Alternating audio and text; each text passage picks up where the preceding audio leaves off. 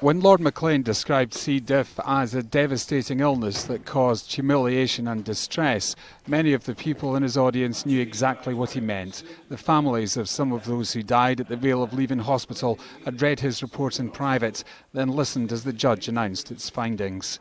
The inquiry established that over 2 years, from January 2007, 143 patients tested positive for C-Diff at the Vale of Leven. The infection contributed to 34 deaths, probably an underestimate because all of the medical records aren't available. The inquiry has discovered serious personal and systemic failures.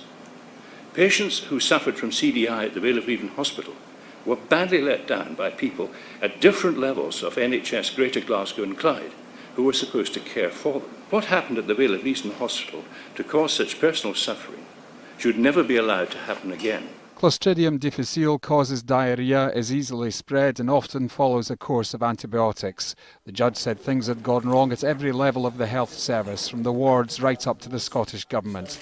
A lawyer read a statement on behalf of the victims' families. The events of the Vale of Leven began in late 2007. They are a shame on the conscience of the Scottish NHS. We believe in the NHS, but our families' faith has been shaken to its very core. As a group, we will not rest until the campaign for justice for our loved ones is satisfied. Lord Maclean said failures by the Health Board had compromised patient care. Measures to control and prevent infection had been inadequate. The board and the Scottish Government hadn't paid enough attention to reports on other C-Diff outbreaks in the UK. At the hospital, deficiencies in nursing and medical care had seriously compromised patient care. We fully accept what Lord Maclean has said, and we make a full, unqualified apology. We have got down, I think, to one case at the Vale in the last 6 months, and I'm confident that we will continue to work at that and absolutely minimise the risk.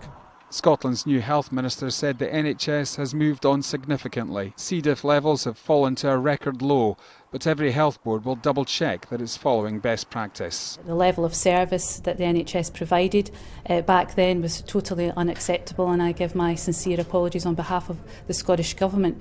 Of course, a lot has changed since then. There has been a huge drop in hospital-acquired infections, particularly in C-Diff. The Scottish Government will publish a full response to the report next year.